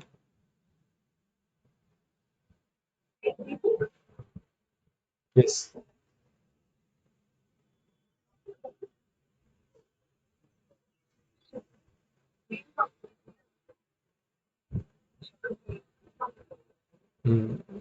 First Krishna says engage your mind always in thinking of me. हमेशा अपने मन को मुझ में लगाओ। इजी है डिफिकल्ट है? हमेशा, every second, every minute, every hour you should think about Krishna. Possible? Difficult है। Krishna saying become my devotee, मेरे भक्त बन जाओ। आसान है? आसान है। ऑफर ओबेसेंसेस, दंडवत प्रणाम करो मुझे। आसान है? आसान है। मेरी पूजा करो। आसान है? आसान है। तो कृष्ण कह रहे कि देखो हाईएस्ट तो ये है कि हमेशा मेरे बारे में सोचो, अपने मन को मुझ में लगाओ। बहुत मुश्किल है मन को लगाना। कृष्ण कह रहे ठीक है कोई बात नहीं, अगर मन से मेरी पूजा हमेशा नहीं कर सकते, तो अभी कम से कम अपने शरीर को तो लगाओ, अपनी वाचा को तो लगाओ, अपने मुंह से मेरा नाम लो, भले मन लगे ना लगे। तो अभी हम जब जब करने बैठे हमारा मन नहीं लगता। कृष्ण अपेक्षा भी नहीं करते। कृष्ण कहते हैं ट्राई तो करो, पहले शरीर को तो डालो, फिर बाद में जैसे शरीर को लगाओगे अपने आप भावना प्रकट होगी। ठीक है, आप सभी का अनुभव होगा, मेरा भी अनुभव है कि जैसे हम मंदिर में आते पहली बार, जब हम किसी मंदिर में गए, छोटे रहेंगे अब तभी, जब मंदिर में गए तो हमें मालूम था कौन सा चीज है यहाँ पे, कि कौन से घर में लेके आए, ये क्या है, ये ना दुकान है, थिएटर है, ना कोई शॉपिंग मॉल है, यहाँ पे कोई हमारी आंटी रहती है, ये कहाँ लेके आए। तो कोई तो मंदिर होता है, हमारे यहाँ पे नासिक में बहुत सारे मंदिर है, तो पत्थर का काला मंदिर है, यहाँ पे आ गए, क्या करना है इधर। तो पिताजी ने कहा कि झुको यार नीचे, प्रणाम करो। हम नहीं जानते थे प्रणाम क्या है, लेकिन जैसे प्रणाम करने हम झुक जाते हैं या लेट जाते हैं, तो मन में अपने आप भगवान के प्रति सम्मान की भावना प्रकट हो जाती है। जैसे इस्कॉन मंदिर में लोग आते हैं कई बार, तो पहले झुकते नहीं है, मैं भी नहीं झुका था, हम बहुत कड़क होते हैं ना, हमारा ईगो बहुत रिजिड रहता है, very difficult to bend down. लेकिन हमने देखा ये भी झुक रहा है, वो भी झुक रहा है, तो अभी सब लोग झुक गए, मैं अकेले खड़ा हूँ, सब लेट गए नीचे, मैं ही बचा हूँ, तो हम भी झुक जाते। लेकिन जैसे ही झुक जाते हैं, हालांकि हम जबरदस्ती झुके, लेकिन जैसे झुक के उठते तो अपने आप अपने हाथ जुड़ जाते हैं। ठीक है नहीं, तो ये जो क्रियाएं हैं, ये क्रियाओं में अपने आप भावनाएं प्रकट करने की शक्ति है। इसलिए इनिशियली भले लगे कि मैकेनिकल है, लेकिन करते रहेंगे तो अपने आप उसमें हमारा मन भी लग जाएगा, हमारा भाव भी प्रकट, क्योंकि मन का स्वभाव है कि मन हमेशा पहले कहते हैं नहीं नहीं, ये होगा नहीं अपने से। जैसे आपने कहा मुश्किल है, बहुत डिफिकल्ट है, लेकिन मन का दूसरा भी स्वभाव है कि उसको जबरदस्ती करेंगे वाले नहीं, इधर ही बैठने आपको, और कुछ रास्ता नहीं। तो मन फिर उस जगह पे भी एंटरटेनमेंट ढूंढ लेगा। जैसे मैंने देखा है कि जो सिटी के बच्चे होते हैं उनके पास बहुत सारे प्रकार के खिलौने होते हैं, वीडियो गेम, ये गेम, वो गेम, कितना सारा हाई गैजेट्स रहता है, महंगे महंगे खिलौने होते हैं। लेकिन वही आप अगर किसी गरीब व्यक्ति, जैसे खास करके जो कंस्ट्रक्शन साइट पे लोग होते हैं, उनके बच्चों के पास एक भी खिलौना नहीं होता, तो क्या वो खुश नहीं होते? क्या वो खेलते नहीं है? खेलते कि नहीं खेलते? क्या खेलते वो लोग? अपना खिलौना बना लेते हैं, उसी सीमेंट पे, उसी रेती के ऊपर ईंट लेकर वो ईंट का गाड़ी बना देते हैं, और रेती में रास्ता बना देते हैं, रेती में कुछ बोगदा बना के और उसमें गाड़ी छोड़ते हैं, हाथ डाल, जो भी करते करते रहते हैं। तो माइंड का स्वभाव है, उसको आपने एक बार रेस्ट्रिक्शन डाल दिया तो उसी वो रेस्ट्रिक्शन के अंदर अपना एंटरटेनमेंट, अपना जूस ढूंढ लेगा, जैसे कि बच्चा। लेकिन हम सोचते कि नहीं नहीं, ये तो चीज चाहिए, इतना फ्रीडम तो चाहिए, और फिर हम हमेशा अपने मन को ढील देते रहते। ऐसे करने से मन हमेशा नई नई चीजों के प्रति देखते रहता है, फिर हमारा जो सीमा है, बाउंड्री है, वो बढ़ते बढ़ते जाता है। लेकिन हम सोचे कि नहीं, बस आज से मुझे ये करना है, मतलब करना है, अभी मुझे अभी 10 मिनट के लिए, आधे घंटे के लिए जब करना है, बस और कोई ऑप्शन नहीं है तुम्हारे पास, just sit and hear the holy name. तो मन ना थोड़े समय के लिए थोड़ा गुस्सा होगा, थोड़ा एंग्री हो जाएगा, लेकिन फिर उसमें रस उसको मिलेगा, वो ढूंढ लेगा रस उसको। सिर्फ हमें उसके ऊपर थोड़ा सा स्ट्रिक्ट होना आवश्यक है। तो कृष्ण कह रहे हैं कि ठीक है, मन डायरेक्ट लगने के लिए डिफिकल्ट लग रहा है, एंगेज योर सेंसेस, अपने शरीर से सेवा आरंभ करो, धीरे धीरे मन लग जाएगा। हाईएस्ट मन मना भव मत भक्त तो है, लेकिन वो नहीं होता है, तो एटलीस्ट नमस्कार करो, नमस्कार करो, नमस्कार के आगे फिर पूजा करो, पूजा करके भक्त बन जाओ, भक्त बन गए तो मन अपने आप लग जाएगा। तो इस तरह से, और ये करोगे तो क्या होगा? Surely you will come to me. इसमें कोई पतन वतन का टेंशन नहीं है, no fall down, no failures, everybody will be saved, surely you will come to me. तो आप इस जगत से निकलकर भगवत धाम कृष्ण के सामने, you will shake hands with Krishna, you will see Krishna face to face. That is Krishna's guarantee in this verse, and this verse is repeated 2 times in Gita. One is 9.34, which we are reading right now, and another is 18.66, 65, sorry, 65 में भगवान 18 chapter के ये same श्लोक वापस repeat करेंगे। तो ये कृष्ण का आखिरी कहना है कि भैया मेरे भक्त बन जाओ। तो यहाँ पर कृष्ण रुकते हैं 9वें अध्याय में। 10वें अध्याय में हम कल के शाम को चर्चा करेंगे कि भक्ति करना चाहता हूं मैं, कैसे भक्ति करूं, कृष्ण ने बता दिया, लेकिन वो करने में एक समस्या है। वो समस्या क्या है और उसका सॉल्यूशन क्या है, वो समस्या और सॉल्यूशन दोनों भी 10th चैप्टर में हम पढ़ेंगे। तो this chapter was 9th chapter, head 2, HEADD। तो हेड हमने कल चर्चा की थी, पिछले सत्र में चर्चा की थी। अभी हमने लास्ट डी, डिवोशन और डिवोटी, इसके बारे में चर्चा। बहुत बहुत धन्यवाद। हरे कृष्णा। किसी का कुछ प्रश्न है? Yes sir.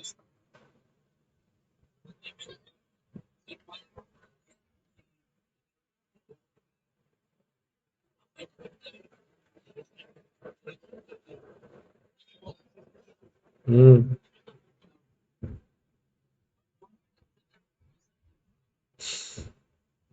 हम्म।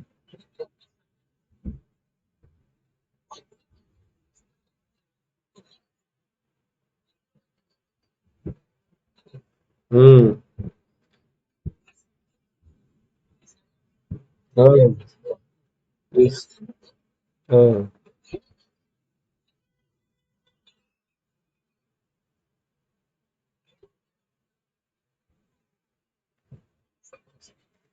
कॉर्पोरेट्स। हम्म।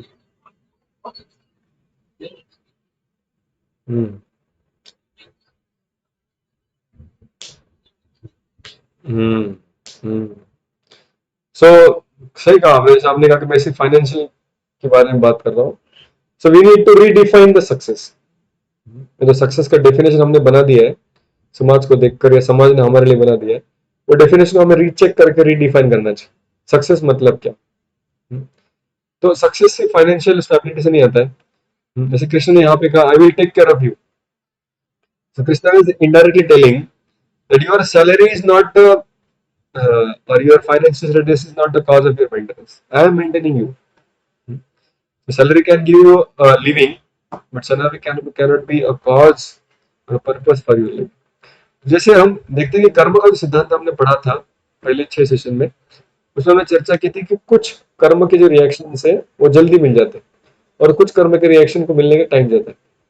अभी जो चोर है जिसने चोरी की है और अभी घर पे जाके पैसे गिन रहा है, तो बाजू वाले से तो आमिर बन गया है, लेकिन 2 दिन के बाद क्या होगा हमें मालूम नहीं। 2 दिन पे कैसा ये जेल में होगा और वो अपनी नॉर्मल जिंदगी जी रहा है। तो वैसे अभी कर्मों को भी अपना समय लगता है अपने रंग दिखाने के लिए। So we need not be impatient. हमें धीरज रखना चाहिए। ये धीरज इसके लिए कि जब हम देखते हैं दूसरे लोग बुरा करे तो reactions are pending, they are not lost. Reactions will not come in now, but it will come in the future. In the law is the law will act. जैसे अभी अमेरिका में आप जाएंगे तो वहां पर अगर कोई सिग्नल के नियम तोड़ता है, ट्रैफिक का रूल तोड़ता है, तो इमीडिएटली आपको फोटोग्राफ खींचा जाता है और उसके अकाउंट से उसी समय पैसा कट हो जाता है। उसको वापस हवलदार को मिलो, पावती काटो, बार्गेनिंग करो, वो सब करने की आवश्यकता नहीं। इमीडिएट करना, इमीडिएटली उसके बैंक में से, क्रेडिट में से वो पैसा कट हो जाएगा। वही भारत में वो टाइम लगेगा। हवलदार को मिलेगा, हवलदार साइड में रुकाएगा, तब तक और 2-4 गाड़ी पकड़ेगा, फिर वो 1 घंटा रुक के बार्गेनिंग करेगा, फिर हवलदार को नहीं नहीं नहीं होगा, तुम हमारे साथ आओ।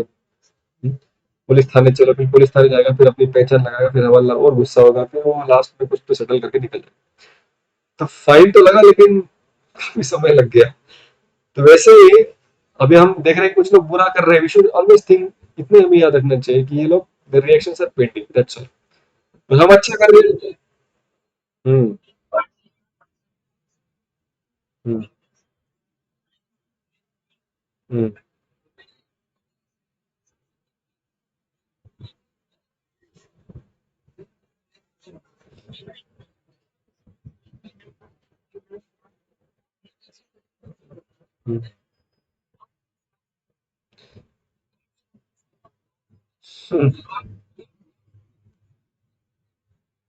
हम्म। उनको भी 1000 साल लेना पड़ेगा ना। उनको भी तो टाइम देना पड़ेगा, दोनों को टाइम देना पड़ेगा ना, क्योंकि भगवान सब भाव इक्वल टू एवरीवन है। अभी देखो कैसे है ना, अभी हम जिस टाइमलाइन में सोच रहे हैं, हमारी टाइमलाइन बहुत नैरो है, भगवान की टाइमलाइन बहुत ब्रॉड है। हम अपना अभी का एक छोटा सा, भगवान कहते हैं हमारे जीवन कैसे, भगवान एक एग्जाम्पल देते हैं, बहुत सारे संत भी देते हैं। कमल दल चला जीवन तलमल। अभी कमल के पत्ते के ऊपर जब पानी की बूंद गिरती है, कितने समय में गिर जाती है? वो फ्रैक्शन ऑफ सेकंड। कृष्ण कहते हैं आपका जीवन है ना वैसा है। अब आप कहेंगे नहीं यार बहुत बड़ा है, तकलीफ तो बहुत हो रहा है। तो लेकिन उनकी नजर से देखेंगे तो फ्रैक्शन ऐसा जाता है फटक से। तो कई बार हम देखते हैं जीवन को, हमारे खुद के जीवन को, दूसरे के जीवन को, लेकिन एक ही लाइफ टाइम देख रहे हैं, एक ही लाइफ टाइम मतलब मूवी का हमने बहुत छोटा सा हिस्सा देखा। मान लीजिए आपने 3 घंटे की मूवी का टिकट तो निकाल लिया, लेकिन आप लेट हो गए ऑफिस से, कुछ काम आ गया और आप सीधे इंटरवल के बाद चले गए। इंटरवल के बाद चले गए तो आप देख रहे हैं भाई कोई पिटा जा रहा है, किसी को मार पड़ रही है। अभी जो हीरो था मैंने पिक्चर में देखा था, पहली पिक्चर में, वो यहाँ पे तो पिटा जा रहा है। क्यों भला ऐसे हो रहा है? आपके मन में बहुत सारे प्रश्न निर्माण होंगे। या जो हमेशा अच्छा हीरो का रोल करता है पिटा जा रहा है, जो विलन है वो बड़ा बड़ा होते जा रहा है, वो सक्सेसफुल हो रहा है। तो अभी ना आपने पहली पिक्चर देखी कि ये पिक्चर में कौन विलन है कौन हीरो है, ना ही आपने आगे की पिक्चर अभी तक देखी। तो अभी हम जो देख रहे हैं वो सिर्फ झांकी है, पूरा पिक्चर आना बाकी है। तो वो हमें ट्रेलर है। तो ट्रेलर भी नहीं है, मूवी का बीच वाला पार्ट है। हमने पूरी मूवी मालूम नहीं, हमें पास्ट भी नहीं मालूम, फ्यूचर भी नहीं मालूम, उसमें फिर हम वी आर ट्राइंग टू जज अंडरस्टैंड थिंग्स। Very difficult. अपने आप में अभी यही है, जो प्रेजेंट टेंस अपने पास है उसको हम कितने अच्छे से इस्तेमाल करें। उससे क्या होगा, sometimes we may lose some battles in life. उससे कभी कभी हमको कुछ बड़ी अपॉर्चुनिटी आएगी पैसा कमाने की, वो लूज हो जाएगी क्योंकि हम अपने प्रिंसिपल्स को पकड़ कर। तो some battles we may lose but we will win the war. जो बड़ी लड़ाई है हम जीत जाएंगे। So sometimes we may see some people fighting and winning some small wars. कभी कभी ये लोग बहुत अच्छे साथ में भी आ जाते हैं। चार चोर लोगों को साथ में आने के लिए ज्यादा मेहनत नहीं लगती। कभी कभी चार अच्छे इंसानों को साथ में आने के लिए मेहनत हो जाती है। ऐसा क्यों होता है? क्योंकि उनके सामने बहुत शॉर्ट टर्म गोल होता है, और शॉर्ट टर्म गोल के लिए लोग साथ में आना पसंद करते हैं। लेकिन लॉन्ग टर्म गोल में साथ में रहना, जैसे अभी आप सब लोग साथ में, तो फर्स्ट क्लास में 20 लोग थे, आज भी मैं 20 लोगों को, 22 लोग को हमेशा देखता हूँ। Very very rare, very very difficult. क्योंकि कुछ लॉन्ग टर्म चीज के लिए साथ में आना बड़ा मुश्किल है। तो बाहर के लोगों में कुछ सक्सेस बीच में दिखता भी होगा, but just small battles they are winning. But we are not here for small battles, हम एक बड़ा हाथ मारने के चक्कर में हैं। तो इसलिए हमें बड़ा बिजनेस के बारे में सोचना चाहिए, जैसे हमारे विवेक बिंद्रा जी बोलते रहते। Okay, any other question? Thank you. हाँ जी।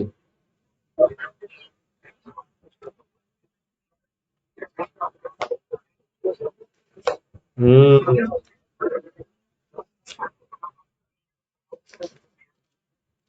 जैसे मैंने कहा कि वो माँ आई और उसने मेरे कान के नीचे बचा, तो मैंने जो कर्म किया था कांच तोड़ने का, उसका मुझे फल मिला कि नहीं मिला? कैसे मिला? वो औरत ने वो औरत ने तो बदला लिया ही नहीं मुझसे।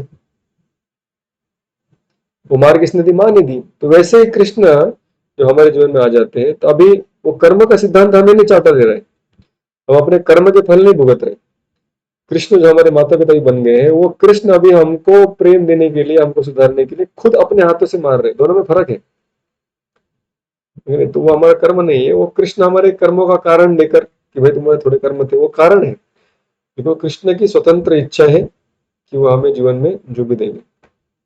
ठीक है। It's all coming from Krishna, हमें ये मालूम है। Yes, any other questions?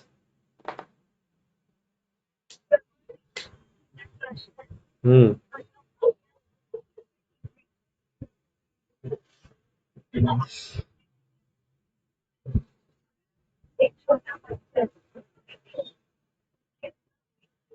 Hmm. Hmm. Hmm.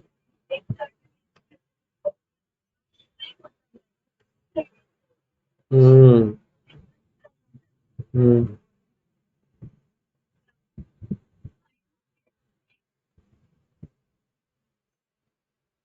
कहाँ चली गई? ओके, मीटिंग से निकल गई, इंटरनेट चला गया।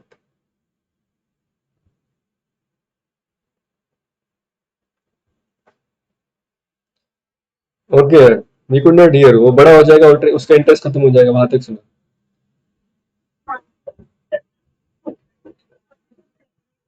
हम्म।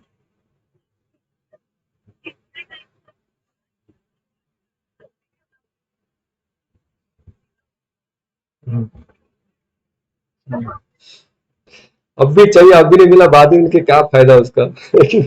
ऐसे बोल रहे हैं आप। तो जब चाहिए तब दिया नहीं। तो मैं कह रहा हूँ ऐसे नहीं कि हर एवरीबॉडी विल बी डिमोटिवेटेड। हमेशा जो चाहिए नहीं मिलेगा ऐसे मैंने नहीं कहा। If it is there in your account, if your account allows it, you will get. If your account doesn't allow, you have to wait. So that's all. ऐसा नहीं है कि हर बुरे आदमी के हर सपने टूटेंगे। जैसे धृतराष्ट्र था, धृतराष्ट्र ने पूछा भगवान को, मुझे मेरे 100 पुत्र क्यों मारे गए? भगवान ने कहा कि तुमने 50 जन्म पहले किसी पंछी के 100 पुत्रों को मारा था। धृतराष्ट्र ने कहा, 50 जन्म पहले मारा था ना, अभी क्यों इतना बुरा ना हिसाब निकाल रहे हैं? बोल रहे कि तुमने आगे जो जन्म लिया उसमें बहुत सारे पुण्य किए और तुमको 100 पुत्र प्राप्त होने के लिए कुछ पुण्य भी चाहिए, तो वो 50 जन्म में पुण्य प्राप्त हुआ, अभी तब जाके 100 पुत्र जन्मे और तब जाके वो उसको मार पाए। अभी कोई कहेगा धृतराष्ट्र को पहले से अगर देखे, धृतराष्ट्र और पांडु, उनका जीवन हम पहले से देखे तो क्या दिखेगा? धृतराष्ट्र अच्छा कर रहा है यार, 100 पुत्र है उसके पास। पांडु के पास तो बहुत मुश्किल से उसको 5 पुत्र कैसे तो मिले, वो भी सूर्यदेव, इंद्रदेव, इन सबकी कृपा से। तो इनिशियल मूवी देखा जाए तो भैया बड़ा मुश्किल है, ये अच्छा व्यक्ति है, ये बुरा व्यक्ति, लेकिन फिर भी इसका अच्छा हो रहा है, इसका बुरा हो रहा है।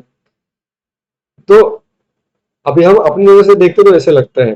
पेशेंस मतलब क्या? पेशेंस मतलब ये भरोसा होना चाहिए। पेशेंस के लिए फेथ बहुत जरूरी है। जैसे पेशेंट डॉक्टर के पास जाते हैं ना, तो हमको पेशेंट कहते हैं। पेशेंट मतलब क्या? With faith we wait. Doctor ने हमें दवाई दी है और वो दवा हमने खाई है, अब उसके बाद उसका परिणाम कब होगा? अभी अगर आप दवा खाएंगे और 10 मिनट का डॉक्टर दवाई खाया, कुछ हुआ नहीं यार, अभी भी सर दर्द हो रहा है, तो हम ऐसे नहीं करते। डॉक्टर कहता है हमको ये दवाई खाओ, 3 दिन के बाद आओ। 3 दिन तक क्या करो? वेट करो। वेट करो क्या? मूर्ख जैसे वेट करो? नहीं, वो कह रहे हैं have faith and wait. So patience is not possible if there is no faith. ठीक है नहीं? तो जैसे माता पिता कुछ चीज हमें नहीं देते ना, लेकिन we wait. Why we wait? We have faith in them. और इतना फेथ है कि भाई एक बार हमने वेट किया, उन्होंने देख लिया, अच्छे कार्य किया, तो next time when we need it they will give it. तो हमारी इच्छा एक चीज होती है, दूसरी चीज होती है कि हमारा सैंक्शन भी कितना है, how much balance we have, and that is possible only when we have faith in the जज। जज के ऊपर फेथ है तो होगा, माता पिता के ऊपर फेथ है तो फिर पेशेंस, डॉक्टर के ऊपर फेथ है तो पेशेंस होगा। इस जीवन में आप देखेंगे ना, हर चीज के लिए वेट करना पड़ता है। गर्ल्स गेट मैरिड, प्रपोज उदाहरण देते हैं, उसको बच्चा चाहिए, वेट करना पड़ेगा उसको 9 महीना। कल के कल नहीं मिलेगा, आज पत्नी हो गई कल मां नहीं बन सकती, उसको 9 महीना वेट करना पड़ेगा, तब जाके शी विल बिकम मदर। हम बस में बैठते हैं, टिकट निकालते हैं, पैसा देते हैं, इमीडिएटली उतरते हैं नेक्स्ट स्टेशन? नहीं, हमारा स्टेशन तो रुकना पड़ता है। So anything we do, we need patience. But patience is possible only when you have faith. उस गाड़ी में बैठेंगे, हम वो गाड़ी पे विश्वास रखते हैं, रेलवे पे विश्वास रखते हैं, बेस्ट बसेस के ऊपर विश्वास रखते हैं, तब जाकर हम वेट कर पाते हैं। So patience is possible if there is faith. So instead of developing patience, first we should develop faith. That faith will enable us to empower us to wait. ठीक है? ओके। हम्म।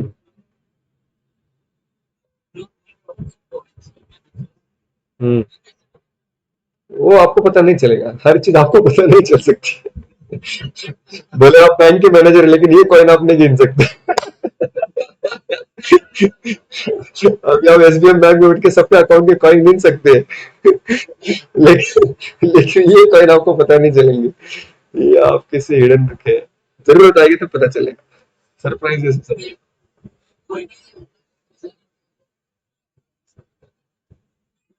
बैलेंस है।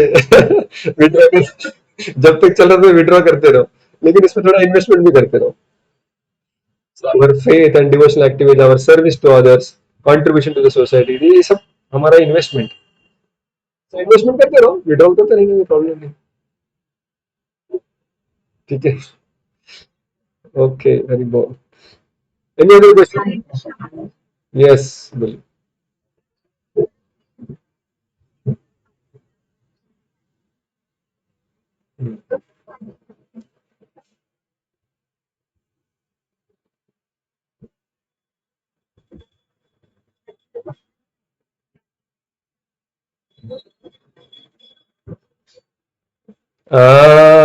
बढ़िया।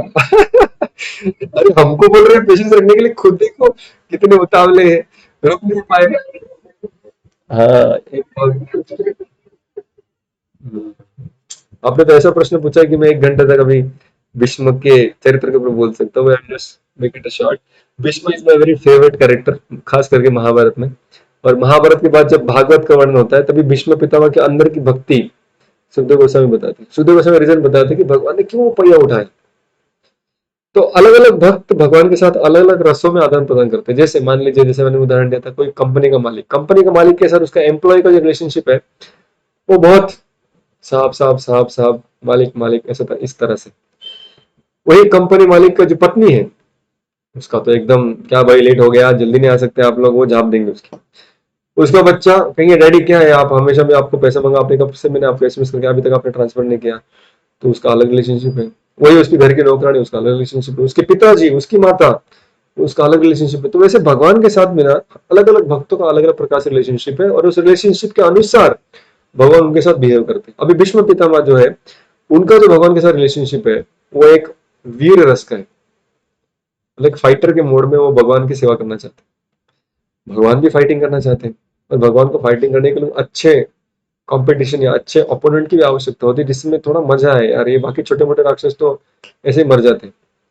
तो भीष्म पितामह चाहते थे कि भगवान के साथ थोड़ा युद्ध हो, और भगवान भी चाहते थे भीष्म पितामह के साथ थोड़ा युद्ध करो। अरे भगवान ने प्रतिज्ञा तो क्यों तोड़ी? तो बहुत बड़ा इंसिडेंस है, फास्ट बताऊंगा, मालूम नहीं समझ में आएगा कि नहीं। तो अर्जुन ने प्रतिज्ञा ली थी कि कल मैं भीष्म पिता से युद्ध करूंगा। भीष्म पितामह ने भी प्रतिज्ञा ली थी कि कल मैं एक तो अर्जुन को समाप्त करूंगा, नहीं तो कृष्ण को अस्त्र उठाने के लिए मजबूर करूंगा। ये भीष्म पितामह की प्रतिज्ञा थी, एक तो अर्जुन को मार डालूंगा खत्म, या कृष्ण को अस्त्र उठाने के लिए मजबूर कर दूंगा। अर्जुन की प्रतिज्ञा थी, एक तो भीष्म को मारूंगा, नहीं तो खुद अग्नि में प्रवेश करूंगा। कृष्ण की प्रतिज्ञा थी कि इस युद्ध में अस्त्र शस्त्र नहीं उठाऊंगा। अब ये तीन प्रतिज्ञा ऐसी है, इनको अगर तीनों को कायम रखना है तो कुछ भी नहीं हो सकता। कुछ तो किसी की तो प्रतिज्ञा तोड़नी पड़ेगी, तब जाकर बात बढ़ सकती है। There is no situation which can satisfy all the three vows. तीनों प्रतिज्ञा कौन से भी सिचुएशन में सफल नहीं हो सकती। कोई भी सिचुएशन में किसी तो एक की प्रतिज्ञा टूटनी ही पड़ेगी। अभी भीष्म भी भक्त है, अर्जुन भी भक्त है, तो कृष्ण ने कहा कि ठीक है भाई, जब भक्तों ने प्रतिज्ञा ली है, और मैंने गीता में कहा है कि नमे भक्ता प्रणश्यते, अभी हमने पढ़ा 34th वर्ष, मेरे भक्तों का भी नाश नहीं होगा, उनके शब्द कभी झूठ नहीं होंगे, जो बोले सो निहाल। तो कृष्ण ने कहा कि मेरी प्रतिज्ञा छोड़ दो, मेरा नाम वैसे भी खराब है कि मैं झूठ बोलता हूँ, चोरी करता हूँ, डकैती करता हूँ, तो मेरा नाम खराब है, चलेगा कि मेरे भक्तों का नाम खराब नहीं होना चाहिए, वो भीष्म क्यों ना हो, अर्जुन क्यों ना हो। तो भगवान ने फिर अपने अस्त्र उठाने के लिए, मतलब चक्का उठा के चक्रपाणी के रूप में भीष्म पितामह के ऊपर जब हमला करके आगे भागे, तो जैसे ही कृष्ण ने वो चक्का उठाया तो भीष्म पिता ने अपने अस्त्र शस्त्र त्याग दिए, और भगवान के उस स्वरूप को अपने आंखों में आंसू लेते हुए देखते रह गए, और धन्यवाद दिए भगवान का, हे भगवान धन्यवाद, यही स्वरूप आपका देखने के लिए मैं कब से तड़प रहा था कि कब आप शस्त्र उठाएंगे और मेरे ऊपर आक्रमण करेंगे। अभी मैं संतुष्ट हो गया, अभी मैं मर भी गया तो कोई चिंता नहीं। तो ये भीष्म पितामह की इच्छा थी, और इसका वर्णन तब होता है जब भीष्म पितामह आखिरी में, महाभारत के अंत में, जब कुरुक्षेत्र भूमि पर वो बाणों की शैया पे लेटे रहते हैं, और लास्ट दिन पर, जैसे हमने 8वें अध्याय में देखा, उत्तरायण में जब भगवान संक्रांति के दिन उनके सामने खड़े हो जाते हैं, तब भीष्म पितामह याद करते हैं वो ध्यान को, जिस ध्यान में, जिस रूप में भगवान उस चक्का उठाकर कृष्ण भीष्म के प्रति आगे दौड़े थे हमला करने के लिए। तो भीष्म पितामह कहते कि वो स्वरूप आपको पार्थ सारथी, अर्जुन को बचाने के लिए आप अपनी प्रतिज्ञा तोड़े, अपने भक्तों को बचाने के लिए अपना नाम खराब करने के लिए तैयार हो गए, क्या वो आपका स्वरूप है, क्या वो पर्सनैलिटी है। उसको याद करते करते, कृष्ण के चेहरे को देखते देखते भीष्म पितामह अपने प्राण त्यागते। सो एवरीबॉडी वॉन, अर्जुन भी जीत गया, भीष्म पितामह की इच्छा भी पूरी हो गई, और कृष्ण भी अपने भक्तों का गुणगान देखकर वो संतुष्ट हो गए। When Krishna does something, he satisfies all the parties. Hari bol. Any other question? Okay, it's so late. It's already 9. So you आपने बदला ले लिया। मैं लेट आया था क्लास में, तो आपने मुझे लेट तक रख लिया यहाँ पर। तो thank you very much for your